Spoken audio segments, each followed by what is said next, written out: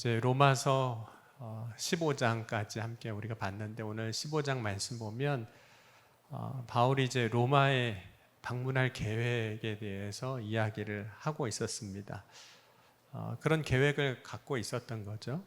근데 우리가 어떤 일을 우리의 삶에서도 계획을 합니다. 그런데 모든 것이 다 우리의 계획대로만 되지는 않습니다.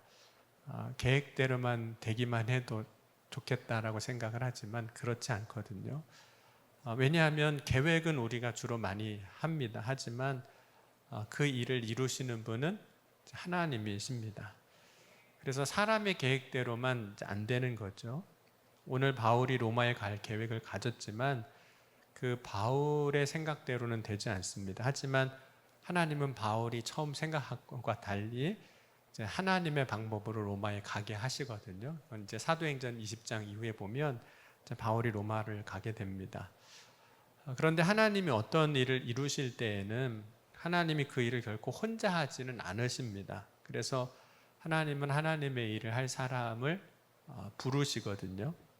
그러면 하나님이 이사야 선지자를 부르실 때에도 이렇게 말씀하셨어요. 내가 누구를 보내며 누가 우리를 위하여 갈고, 이렇게 말씀하십니다. 사실 하나님은 전능하신 하나님이시기 때문에 능히 모든 일을 다 하실 수 있으세요. 그러니까 세상을 창조하실 때 창세기 1장에 보면 하나님이 말씀으로 다 창조하셨거든요. 하나님이 이르시되 빛이 있으라 하시니 빛이 있었고, 거기엔 사람이 조금 더 개입하지 않습니다. 사람이 이미 있기 전이기도 하지만, 그럼에도 불구하고 하나님은 능히 하나님이 하실 수 있음에도 불구하고 사람을 지으시고 그 사람에게 일을 맡기시는 거예요. 사명을 주시는 겁니다. 그래서 창세기 2장 15절에도 보면 여호와 하나님이 그 사람을 이끌어 에덴 동산에 두어 그것을 경작하며 지키게 하고 라고 말씀합니다. 하나님이 사람에게 무언가를 맡기시는 거죠. 그렇게 하시는 이유가 있습니다. 하나님이 하나님의 일에 참여하게 될 때, 그러니까 우리가 하나님의 일에 참여하게 될 때 하나님의 일에는 반드시 영광이 있거든요. 그 영광에도 우리를 참여시키시기 위하여 우리를 부르시는 겁니다. 왜 하나님이 바울을 부르셨을까요? 단지 그냥 바울 일 잘하게 생겼으니까, 똑똑하니까. 그 당시에 능력 있는 사람이었거든요. 바울도 공부도 잘했고 배경도 좋고 뭐 이런 사람이었습니다. 그러니까 얘는 좀 일을 시켜도 좀 잘하겠다, 잘 통하겠다, 뭐 그래서 하나님이 부르신 걸까요? 물론 하나님이 바울을 통해서 하나님의 일을 하시지만 그 일을 통해 결국 바울이 하나님의 영광에 참여하게 되는 겁니다. 그러니까 오늘 우리도 마찬가지입니다. 때로는 우리의 삶 가운데 힘들고 어려운 과정에서 하나님이 자꾸 부르시잖아요. 그냥 너 해라 이렇게 얘기 안 하시고 이사야에게 말씀하신 것처럼 옆에서 꼭 그렇게 말씀하실 때가 많아요. 내가 누구를 보내며 누가 우리를 위하여 갈고, 꼭 너라고는 얘기는 안 했다 뭐 이러는데 누가 갈까 이렇게 얘기를 하시는 거죠. 여러분, 하나님은 그래서 결국 혼자 일하시진 않으세요. 오늘 이제 바울이 그 사실을 알기에 오늘 로마에 있는 성도들에게 편지를 보내면서 부탁하는 게 있습니다. 그 부탁이 뭐냐면 내가 지금 하나님의 일을 하고 있는데 너희도 그 일에 참여하라는 거예요. 근데 그 일에 참여하는 방법 중에 하나가 오늘 무엇이냐면 기도입니다. 기도해 달라고 이야기를 해요. 오늘 30절, 15장 30절 한번 같이 읽겠습니다. 로마서 15장 30절 우리 같이 한번 읽겠습니다. 형제들아, 내가 우리 주 예수 그리스도와 성령의 사랑으로 말미암아 너희를 권하노니 너희 기도에 나의 힘을 같이하여 나를 위하여 하나님께 빌어, 이렇게 말씀합니다. 그러니까 로마에 있는 성도들에게 아직 가기 전이긴 하거든요. 이제 내가 갈 계획을 갖고 있었으나 아직 못 갔지만 기도해 달라는 거예요. 나를 위해서, 나의 사역을 위해서 같이 기도해 달라, 힘을 더해 달라, 이렇게 이야기를 합니다. 그러니까 성도들에게 기도해 줄 것을 부탁을 하는 거죠. 여러분, 이번에 이제 인도 우리 청년들 단기팀 이래 방문을 할 때 혹시 기도 카드 받으신 분 있으세요? 네, 꼭 기도해 주세요. 네. 아유, 부담스럽게 왜 이런 쪽지를 줘가지고 그러냐고만 하지 말고 그들이 받을 영광에 여러분도 그 기도에 동참함으로 같이 참여하게 되는 거거든요. 여러분, 바울이 왜 기도를 부탁했을까요? 바울이 나는 기도 잘 못하니까 기도 잘하는 성도들이 나를 위해서 좀 기도해 주세요, 뭐 이런 걸까요? 나는 일하느라고 사역하느라고 기도할 시간이 좀 없으니까 여러분들이 시간을 내서 기도해 주십시오, 이런 부탁을 하는 걸까요? 그럼 이제 다음 주에 산상성회거든요. 월화수. 네, 그래서 다음 주 금요일 날은 안 모이려고 그럽니다. 월화수 산상수에 쭉 가시고, 작년에도 보니까 산상성회 끝나고 기도회 금요일 날 하니까 잘 안 모여지더라고, 힘들어서. 그래서 요번에는 산상성회에 집중하시라고. 네, 그래서 다음 주에는 안 모입니다. 혹시 다음 주에 혼자 오시고 왜 오늘 불 꺼졌냐고 그러지 마시고, 다음 주에는 네, 없습니다. 근데 산상성회를 지금 준비를 이제 지방에서 하고 있는데, 그래도 감사한 거는 지방 안에 평신도 단체들이 있습니다. 남성교, 여성교, 장로회도 있고 이렇게 평신도 단체들이 있는데, 산상성회를 준비하면서 계속 릴레이 금식 기도를 하고 계세요. 그러니까 여러분, 우리가 은혜 받는 거는 거저 받는 게 아닌 거예요. 누군가가 그 일을 위해서 기도하고 있는 거거든요. 그 기도에 더하여져서 우리가 하나님이 주신 은혜의 복을 받는 겁니다. 그러니까 여러분, 이번 산상성에 많이 가세요. 가셔서 네, 은혜 받고 오시고 또 하나님 주시는 힘을 얻는 귀한 시간이 될 수 있기를 주의 이름으로 간절히 부탁을 드립니다. 그럼 바울이 기도를 부탁한 이유가 있습니다. 나도 기도하지만 기도해 달라고 하는 이유가 있는데, 바울 자신도 기도의 사람이거든요. 사실은 여러분, 바울의 기도에는 능력이 있었을까요? 없었을까요? 그럼 바울이 사도행전 이제 예수님 만나고 회심한 다음에 사역하면서 이렇게 기도하는 장면들이 여러 번 나오는데, 그때마다 놀라운 역사가 있었고 하나님의 응답이 있었습니다. 그럼 바울이 빌립보서 16장에 보면, 사도행전 16장에 보면 빌립보에 가서 이제 복음을 전하다가 귀신 들린 여종을 고치는 장면이 나와요. 기도해서 그걸 고칩니다. 귀신 나가게 해요. 또 바울이 기도할 때 옥문도 열렸습니다. 또 유두고라는 청년이 바울이 설교하는 거 듣다가 졸았잖아요. 3층에서 졸아서 떨어져 죽었는데, 기도할 때 그 숨이 돌아오고 그 청년이 다시 살아나는 역사도 있습니다. 그러니까 바울의 기도를 보면 누구보다도 능력 있는 기도를 하는 사람이었던 거죠. 그러면 어떻게 보면 뭐 능력 있는 기도하는 사도인데 뭐 기도 부탁을 할 이유가 뭐가 있겠습니까? 그러니까 기도의 능력이 없어서 기도 부탁을 하는 것이 아니었다는 거죠. 특별히 로마의 성도들이 바울을 위해서 기도할 때 그 기도의 역사를 같이 보는 거예요. 하나님의 영광에 또한 참여하는 거죠. 그래서 바울이 이제 기도를 부탁하면서 어떻게 기도해 줘야 하는지, 나를 위해서 어떻게 기도해 줘야 되는지 구체적인 내용을 이야기합니다. 31절 보면, 나로 유대에 순종하지 아니하는 자들로부터 건짐을 받게 하고 예루살렘에 대하여 내가 섬기는 일을 성도들이 받을만 하게 하고. 두 가지 내용입니다. 그 31절에 보면 첫 번째가 뭐냐면 순종하지 않는 자들로부터 건짐을 받게 해달라는 거예요. 내가 사역하는 동안 어려움 당하지 않게 해달라는 거죠. 어려움이 당해도 거기서 길이 열릴 수 있도록 해달라는 거예요. 안전에 대한 기도입니다.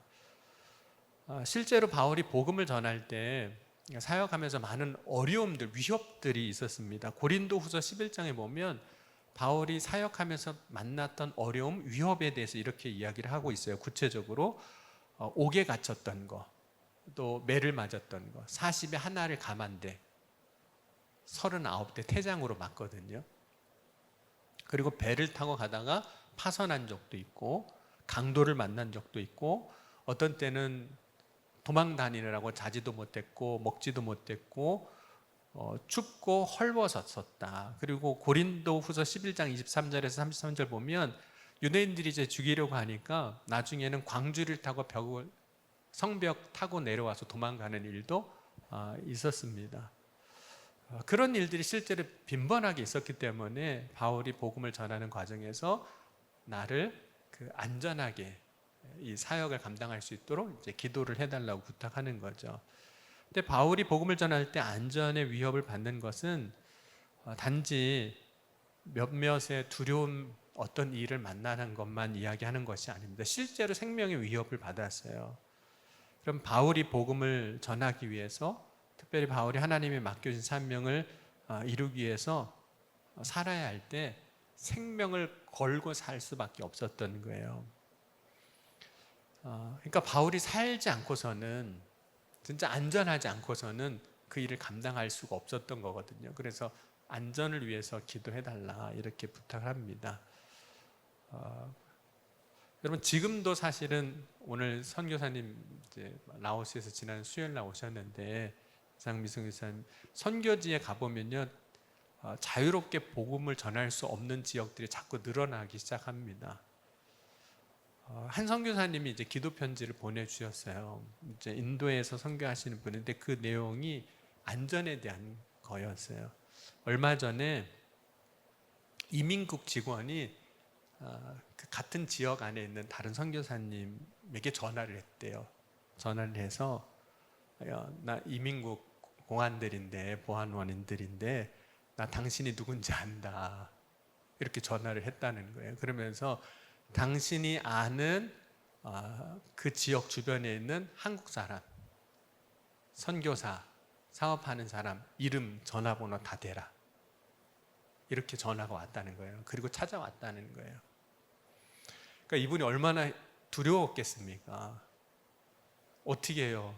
다 부셨대요. 한국 사업가로 있는 사람 누구누구고, 전화번호 누구누구고, 뭐 이렇게 해서. 그리고 나서 이제 너무 이제 미안하잖아요. 다른 선교사님들한테도 지금 자기가 다 얘기를 해버렸으니까. 그래서 그 선교사님들한테 다 전화를 했대요.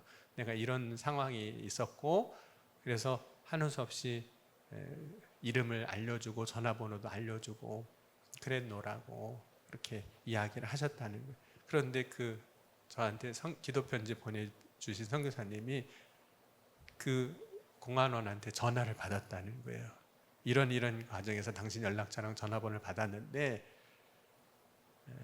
그 지역에 한국에서 누구가 오지 않았느냐 확인을 하더라는 거예요. 그러면서 안전을 위해서 기도해 달라고 이렇게 부탁했습니다. 그러면서 그 뒷부분에 이렇게 쓰셨어요. 저에게 전화를 건 그 선교사님이 얼마나 놀라고 당황하셨을까. 그 선교사님 가정에 평강이 임하기를 기도합니다. 오히려 그분들을 위해서 이분들이 얼마나 힘들었을까 기도한다, 이렇게 이야기를 하셨어요. 여러분, 기도는 능력입니다. 여러분, 바울이 로마에 있는 성도들에게 자신의 안전을 위해서 기도를 해달라고 했지만 그 기도는 사실은 바울 자신만을 위한 기도는 아니에요. 여러분, 바울의 두 번째 기도 내용은 뭐냐면, 이제 바울이 복음을 전하게 될 때 많은 사람들을 만나게 될 텐데 그 만나는 사람들이 복음을 받아들일만 하게끔 해달라는 거예요. 그러니까 여러분, 사람을 우리가 대할 때 보면 그 심령의 상태가 어떤지에 대해서 우리가 할 수 있는 게 달라지잖아요. 복음을 전할 때 복음을 들을 만한 심령들이 될 수 있도록 기도해달라. 그것이 이제 두 번째 기도의 부탁입니다. 왜 바울은 다른 사람들, 곧 복음을 듣게 될 사람들 위해서 기도를 해달라고 하는 걸까요? 그 이유는 복음이 우리가 이제 전할 때 선포가 되는 거잖아요. 선포된다 할지라도 그것이 듣는 사람들의 마음에 쉽게 받아들여질 만한 것이 사실은 아닌 때가 참 많습니다. 사실 바울 자신도 그랬었거든요. 바울이 그랬잖아요. 예수님 만나기 전에 사울일 때는 복음을 듣고 얼마나 분노했습니까? 그래서 교회를 핍박하고 예수 그리스도를 핍박하는 사람이 됐거든요. 바울 자신도 이전에 예수를 그렇게 쉽게 받아들이지 않았습니다. 그럼 바울 자신이 예수님을 알지 못했을 때 오히려 복음을 전하는 사람들을 박해했던 것을 알기 때문에 복음을 전할 때 그 복음을 받아들이는 사람들의 심령을 위해서 기도해달라. 이것이 이제 바울이 오늘 기도를 부탁하는 이유예요. 근데 그런 기도를 부탁하는 이유는 뭐냐면 기도의 능력을 알기 때문에, 기도의 능력을 믿기 때문이에요. 왜냐하면 여러분, 기도해도 안 될 거면 기도해야 될까요? 말아야 될까요? 기도해도 안 될 거면 뭐하러 기도를 부탁하고 기도해 달라고 하겠습니까? 기도의 능력을 믿으니까 기도해 달라고 하는 것이고, 기도도 부탁하는 겁니다. 기도의 능력을 안 믿으면 뭐하러 편지까지 써서 이런 상황이니까 기도해 달라고 하겠습니까? 여러분은 어떠세요? 기도의 능력을 믿으세요? 기도의 힘을 믿으시나요? 여러분, 기도의 힘을, 능력을 믿는 사람은 자기도 기도할 뿐만 아니라 누군가에게 분명히 이렇게 이야기할 겁니다. 같이 기도합시다. 기도하자고 할 거예요. 왜냐하면 기도의 능력을 믿으니까. 그럼 기도가 뭘까요? 기도. 우리가 참 신앙생활 하면서 많이 쓰는 단어 중에 하나가 기도이거든요. 어려운 문제가 있거나 그런 상황을 우리가 만나면 우리가 보통 이렇게 얘기합니다. 기도합시다. 그런데 여러분, 기도는 단순히 기도의 시간을 가지자 그런 말이 아니에요. 기도하자라고 요청하는 것은 하나님을 의지하며 나아가는 것, 의미하는 거죠. 그래서 기도하자고 하면 어떤 경우에는 이렇게 쓰는 경우들도 있어요. 누가 부탁을 해요, 여러분에게. 근데 부탁을 들어주기가 좀 어려워요. 당장 뭐라고 대답하기가 어려워요. 그럼 뭐라고 대답하세요? 기도해 볼게요. 기도할게요. 이렇게 대답을 하거든요. 그러니까 그 상황을 피하는 어떤 관용구처럼 기도를 이제 쓰기도 합니다. 그럼 사실 기도라는 그 말의 본래 뜻은 이제 간절히 구하는 행위를 이야기합니다. 그래서 기도란 그 대상이 누구든지 간절히 구하는 모든 행위를 다 말하는 거예요. 그렇기 때문에 하나님 앞에 구하지 않아도 누군가 구하는 대상이 있다면 그거는 기도가 될 수 있어요. 그러니까 신앙적인 의미에서 우리가 기도라고 얘기하지 않아도 누군가에게 내가 찾아가서 부탁하고 도와달라고 요청하는 게 있다면 그것도 기도라는 본래 의미에서는 기도라는 말을 쓸 수가 있다는 거죠.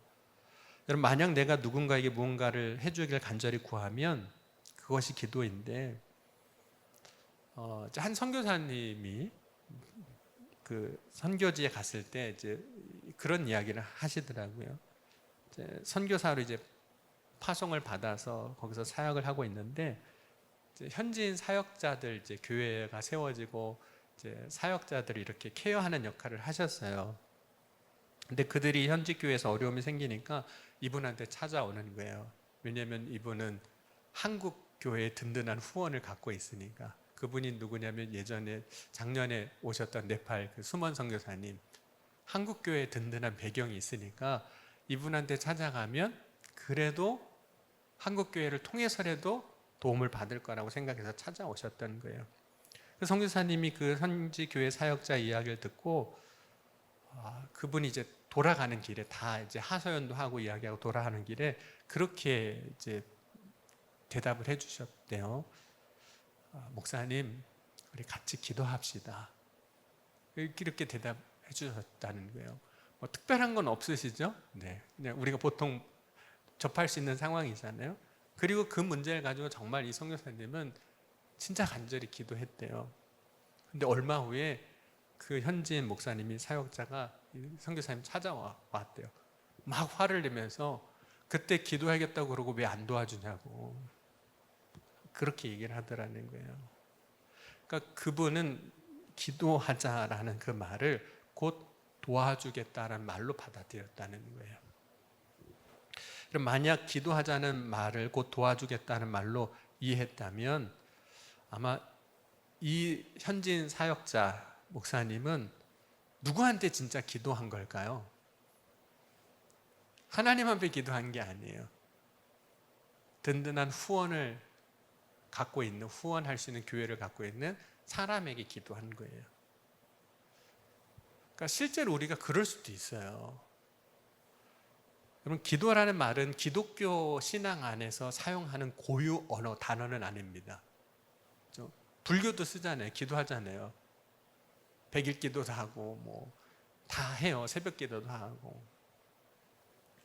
여러분, 누군가에게 구하는 것이 기도가 되기 때문에 그래요. 여러분, 우상에게 구해도 그것은 기도긴 해요.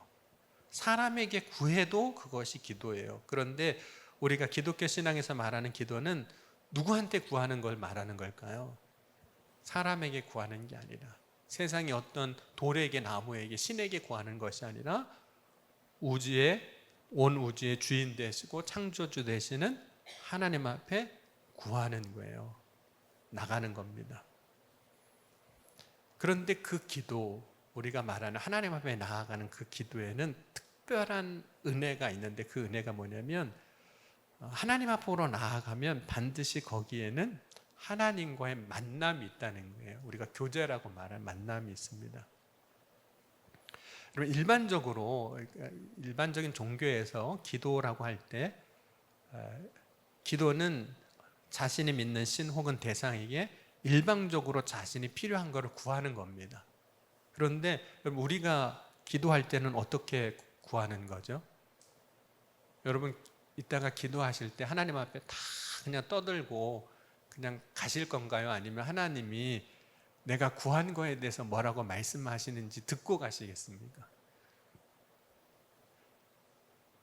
뭐라고 말씀하시는지는 상관없고 일단은 다 그냥 쏟아만 놓고 가는 건가요? 듣고 가야죠. 하나님이 내 기도에 대해 뭐라고 말씀하시는지. 그래서 기도를 어떻게 정의할 수 있냐면, 내가 하나님 앞에 구할 때 말하잖아요. 그리고 나서 하나님이 나에게 말씀하시는 것을 듣는 거잖아요. 그러니까 기도에는 어떤 일이 일어나고 있냐면, 하나님과 나 사이에 상호 관계가 일어나는 거예요. 그래서 우리가 기도를 뭐라고도 정의하는 거냐면, 하나님과의 대화라고도 그렇게 정의를 하는 거예요. 왜냐하면 내가 구하고 말하고 하나님이 나에게 말씀하신 걸 들으니까 그게 대화가 되는 거예요. 교제가 되는 거예요. 그러니까 바울이 기도해 달라고 하는 것은 오늘 자신이 필요한 것을 얻기 위해서 나 외에 다른 사람들이 하나님 앞에 더 구하는 것만 부탁하는 건 아닙니다. 물론 이제 바울이 자신과 같이 기도해 주길 바랄 때 그들이 하나님께 나의 상황을 아뢰는 것이 포함이 되지만, 바울이 원하는 건 또 뭐였을까요? 그 기도를 통해서 그 기도하는 사람들이 하나님과 더 깊은 교제 가운데 믿음 안에 세워지기를 바라는 마음이 있는 겁니다. 그럼 기도의 유익은 지금 나의 문제, 필요한 것을 해결하고 얻는 것일 수도 있어요. 문제 해결일 수도 있어요. 그러나 기도의 유익은 내가 온전히 하나님 앞으로 나아가는 통로입니다. 기도를 통해서 우리가 하나님 앞에 나아가는 거예요. 그리고 하나님과 내가 그 기도를 통해서 인격적인 관계 안에서 교제 가운데 세워져 나가는 시간이 기도의 시간입니다. 그게 기도라는 거예요. 오늘 정리를 하면. 네, 그래서 혹시 적으시면 기도란 정의 지금 한 거예요. 그럼 그 기도가 아까 그랬잖아요. 능력이라고 그랬잖아요. 기도의 능력이 도대체 뭘까요? 기도할 때 어떤 능력이 나타날까? 물론 기도의 능력이란 문제 해결이기도 해요. 실제로 하나님 응답하실 때 우리의 문제가 해결되기 때문에. 또 바울이 사역 중에 했던 것들의 상당수는 문제 해결의 능력이라고 할 수 있습니다. 그거의 기도의 능력이에요. 근데 기도를 하나님과 인격적인 관계 형성이라는 면에서 보면 기도의 능력이란 무엇이냐면 거룩해지는 거예요. 여러분, 기도를 통해서 우리의 삶에 이루어지는 일 가운데 하나가 기도하는 사람이 거룩해진다는 거예요. 여러분, 디모데전서 4장 5절에도 하나님의 말씀과 기도로 거룩하여지느니라 그랬습니다. 그럼 기도로 거룩해진다는 게 어떤 걸까요? 기도하면 갑자기 막 광채가 나고 무슨 신비한 능력이 갑자기 생긴다는 걸까요? 어떤 사람은 기도를 돛 닦는 것 정도로 생각하기도 합니다. 그래서 기도를 많이 하면 도인이 되는 것처럼 생각을 해요. 그렇죠? 그래서 용한 사람이 되는 걸로. 여러분, 기도한다고 용한 사람이 되는 건 아니에요. 여러분, 기도로 거룩해진다는 것은 기도를 통해서 하나님과 교제하기 때문에 그래요. 그럼 사람이 누구랑 만나느냐에 따라 바뀌는 거 아세요? 누구랑 교제하느냐에 따라 그 사람의 말이 바뀌고요, 행동이 바뀌고요, 모습이 바뀌고 태도가 바뀝니다. 거룩하신 하나님과 늘 교제하는 사람이면 그 사람의 말은 어떻게 바뀔까요? 그 사람의 모습은 어떻게 바뀔까요? 그 사람의 행동은, 삶은 어떻게 바뀔까요? 하나님과 가까워지면 하나님을 닮아가는 삶이 되어지는 거예요. 그래서 기도의 능력이 거룩이라고 또 이야기하는 겁니다. 그럼 모세에 대해서 특별히 성경이 뭐라고 이야기하고 있냐면, 사람이 자기의 친구와 이야기함 같이 여호와께서는 모세와 대면하여 말씀하셨다라고 이야기하면서 모세를 다른 사람들과 달리 하나님과 친밀한 관계 가운데 있었다라고 이야기를 합니다. 근데 이것이 그 당시에 출애굽했을 때 다른 이스라엘 백성들과 구별된 모습이었어요. 그런데 이 모세가 가지고 있는 능력이 그 구별된 능력인 거죠. 여러분, 모세가 가진 능력은 하나님과 가까운 거예요. 하나님과 친밀한 관계를 가지는 겁니다. 그 관계를 유지하는 거예요.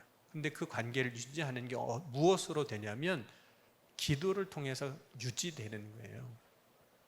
여러분, 기도의 능력이란 하나님과 얼마나 친밀한가를 말하는 겁니다. 여러분, 어떻게 하면 하나님과 가까워질 수 있을까요? 하나님과 친밀해지는 방법 뭘까요? 그럼 모세가 40년 동안 애굽의 왕자로 살아갈 때는 하나님을 몰랐습니다. 그리고 광야로 도망 나오잖아요. 그리고 40년을 살았어요. 이드로의 양을 치면서. 그때도 하나님을 몰랐어요. 그러다가 하나님을 만나는 사건이 있었어요. 출애굽기 3장에 보면 호렙산에서 양을 치다가 이제 하나님을 만나죠. 그럼 모세가 하나님을 만났다는 것은 실제로 모세가 하나님의 얼굴을 본 건 아닙니다. 모세는 호렙산에서 하나님의 음성을 들어요. 그 불을 통해서 하나님이 계시다는 걸 알 뿐이에요. 그러면 하나님이 말씀하시는 것에 대해서 모세가 그때 순종하는데, 모세가 호렙산에서 하나님과 이런 대화를 합니다. 그 대화가 무엇이냐면 모세를 부르시는 거거든요. 그럼 모세가 대화 중에 자신에게 말씀하시는 분이 하나님이신 걸 알게 돼요. 그것이 이제 모세의 삶에 있어서 하나님을 가까이 하는 시작이 됐던 거죠. 그럼 기도의 능력이란 무엇이냐면 하나님과 이제 가까워졌잖아요. 가까워진 삶을 유지하는 거예요. 그럼 관계는 어떻게 만들어질까요? 관계. 어느 날 갑자기 만들어질까요? 그런 관계는 없습니다. 어느 날 갑자기 만들어지는 관계는 없어요. 그렇기 때문에 관계는 노력이 필요합니다. 아무것도 하지 않았어요. 관계가 만들어질까요? 절대로 안 만들어집니다. 아무것도 하지 않았어요. 관계가 좋아질까요? 그렇지 않습니다. 그럼 관계라는 것은 특징이 하나 있는데, 아무것도 안 하면 아무것도 안 만들어져요. 그런데 아무것도 안 하면 어떻게 되냐면 멀어집니다. 가까워지지 않는데 멀어지는 건 돼요. 그래서 관계를 이렇게도 정의할 수도 있습니다. 물 위에 떠 있는 배예요, 관계는. 그러면 물 위에 떠 있는 배는 그냥 놔두면 어떻게 될까요? 절대로 제자리에 있지 않습니다. 아무것도 안 하면 그냥 멀어지는 거예요. 아무것도 하지 않으면 그냥 흘러가는 대로 멀어지게 되어 있습니다. 여러분, 사랑과의 관계, 인간관계도 그럼 아무것도 안 하잖아요. 친해지지도 않아요. 그런데 아무것도 안 하면 멀어져요. 그냥 멀어지는 겁니다. 여러분, 하나님과의 관계는 어떨까요? 여러분, 우리가 하나님과의 관계를 이제 맺는 사건이 있었어요. 모세가 호렙산에서 하나님을 만났던 것처럼 우리 인생에 그런 사건이 있었습니다. 이제 하나님을 만났어요. 근데 그 다음에 우리가 아무것도 안 하면 그 관계는 그대로 유지될까요? 아니면 멀어질까요? 멀어집니다. 그러면 하나님과의 관계가 가까워지려면 뭘 해야 될까요? 기도예요. 왜냐면 아까 기도에 대해서 정의할 때 기도는 대화라고 그랬잖아요. 하나님과의 관계예요. 그러니까 기도의 능력이란 뭐냐면 하나님과의 관계를 유지하는 능력이기도 하고 하나님과의 관계를 회복하는 통로이기도 합니다. 여러분, 때로는 우리가 살다 보면 관계가 멀어질 수도 있거든요. 근데 멀어진 관계를 어떻게 다시 회복할 수 있을까요? 가까이 하는 거, 그렇죠? 이야기하는 거예요. 하나님과 가까워지는 통로는 기도입니다. 우리가 기도할 때 하나님은 말씀해 주세요. 응답해 주시기 때문이에요. 우리가 기도할 때 하나님이 응답하시는 것은 구하는 것을 들어주시는 것을 의미하기도 하지만 우리가 기도할 때 응답하신다는 건 하나님은 우리에게 말씀해 주신다는 거예요. 그래서 기도의 능력 중에 하나가 뭐냐면 하나님과의 관계를 유지하는 능력, 관계를 회복하는 능력이 기도의 능력입니다. 그럼 기도의 능력이 뭘까요?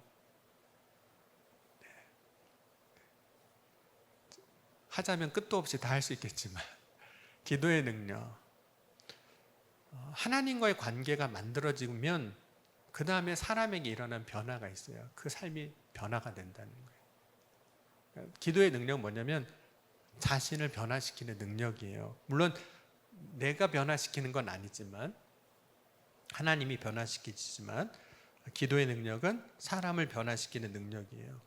여러분, 기도하기 전과 기도하기 후는 같을까요? 다를까요? 다릅니다. 본래는 달라야 해요.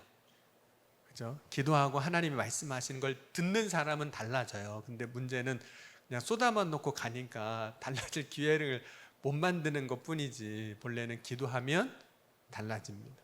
그래서 정말 성령 안에서 기도하고 나면 기도하기 전과 완전히 달라져 있어요. 왜 기도하면 변화되냐면 기도하는 가운데 하나님이 주시는 은혜 가운데 하나가 기도할 때 자기 자신을 하나님은 보게 하세요. 우리 자신을 보게 하신다는 거죠. 여러분, 우리는 우리 자신을 늘상 거울로 보고 하지만 사실을 제일 못 보는 사람이 자기 자신입니다. 왠지 아세요? 본인은 늘 앞모습만 봐요. 옆모습, 뒷모습 잘 안 보거든요. 그래서 자기를 잘 몰라요. 그런데 다른 사람은 앞모습도 보지만 옆모습도 보고 뒷모습도 보고 다 보거든요. 그러니까 오히려 나보다 남이 나를 더 잘할 때가 많아요. 왜냐면 다 보고 있으니까. 그러니까 우리가 우리 모습을 못 보기 때문에 잘 모르는 거예요. 그런데 기도하는 가운데 하나님은 우리를 보게 하시는 거예요. 그것이 이제 다른 의미로도 쓰여지지만 우리를 조명해 주시는 거예요. 볼 수 있게 해주시는 거예요. 근데 여러분, 대부분 우리가 우리의 모습을 보면 자랑스러울까요? 부끄러울까요? 자랑스러운 건 이미 다 봤어요. 우리가 앞모습은 다 봤어요. 옆모습, 뒷모습은 대부분 다 부끄러운 겁니다. 왜냐면 우리가 관리를 안 했기 때문에. 근데 하나님은 우리의 앞모습, 우리가 늘상 보는 내가 알고 있는 그 모습만 보여주시는 것이 아니라 그동안 내가 남은 봤는데 내가 못 봤던 옆모습도 보고 뒷모습 보게 하시니까 자기 자신을 발견할 때 굉장히 부끄럽고 때로는 실망하기도 합니다. 왜냐면 그때 나에게 선한 게 없구나, 대단한 줄 알았는데, 뛰어난 줄 알았는데 선한 게 없구나 발견하기 때문입니다. 그래서 자신을 발견한 후에 때로는 낭망하고 낙심하고 그냥 변화를 포기하기도 해요. 그렇죠? 하지만 기도하는 사람은 자신을 발견하고 낭망하고 낙심하는 게 아니라 거기서 변화를 갈망하게 되는 거예요. 그럼 기도를 포기하지 않는 사람에 대해서 하나님은 때로는 강권하심으로 그 사람을 변화시켜 주세요. 내가 못하는 건 하나님이 개입해서라도 변화시켜 주시는 거죠. 이것이 기도하는 사람에게 임하는 하나님의 은혜이고 기도의 능력이에요. 그래서 기도하면 반드시 변화됩니다. 그게 기도의 능력이에요. 그럼 기도는 승리의 삶을 살아갈 힘을 얻게 합니다. 그럼 기도가 하나님이 우리에게 힘을 주시는 통로이기도 하거든요. 실제로 많은 사람이 기도하고 힘을 얻습니다. 예수님도 겟세마네 동산에서 이제 기도하시고 십자가로 가시는 거잖아요. 물론 기도할 때 우리가 육신이 피곤할 수 있습니다. 겟세마네 동산에서 제자들도 피곤해서 기도 못했잖아요. 네, 여러분 혹시 오늘 피곤해서 기도 못하셔도 지지난주 설교 들으신 분은 조셔도 기도를 하고 가시는 걸로 여기시고 조세요. 졸기도 하시는 거니까. 졸기도 해요. 네, 어떤 사람은 졸기도 하고. 제자들 실제로 막상 기도해야 될 때 기도는 못했습니다. 하지만 기도할 때 주님이 주시는 힘이 있어요. 그 이유는 성령이 도우시기 때문에 그래요. 그러니까 우리의 힘으로는 안 되는데 성령이 도우세요. 빌립보서 1장 19절에도 이것이 너희의 간구와 예수 그리스도의 성령의 도우심으로 나를 구원에 이르게 할 줄 안다라고 바울이 이야기합니다. 성령의 도우심에 대해서 이야기를 해요. 그리고 로마서 8장 26절 27절에도 이와 같이 성령도 우리의 연약함을 도우시나니 우리는 마땅히 기도할 바를 알지 못하나 오직 성령이 말할 수 없는 탄식으로 우리를 위하여 친히 간구하시느니라. 마음을 살피는 이가 성령의 생각을 하시나니 이는 성령이 하나님의 뜻대로 성도를 위하여 간구하심이라. 그러니까 하나님은 성령을 통해서 우리를 도와주세요. 그래서 기도하게 하시는 거예요. 그래서 힘을 얻게 하세요. 여러분 오늘 이 시간 저와 여러분이 기도의 능력을 경험하는 귀한 시간이 될 수 있기를 주의 이름으로 간절히 축원합니다. 그 기도의 능력을 통해서 힘을 얻고 또 변화되고 또 기도의 능력을 통해서 정말 하나님과 더 가까워지는 하나님과 친밀한 관계 가운데 세워져 나가는 오늘 복된 삶이 되어질 수 있기를 주의 이름으로 간절히 축원합니다. 오늘 우리 함께 기도하실 때 이렇게 기도하시겠습니다. 주님, 오늘 이 시간 우리에게 기도의 능력을 다시 회복하게 해 주옵소서. 기도 가운데 역사하시는 하나님의 영광, 그 은혜가 우리의 삶에 선포되게 하여 주옵소서. 우리 이 시간 우리 잠시 한 1분만 말씀 붙잡고 기도하고 또 찬양하고 이어서 함께 기도하시겠습니다.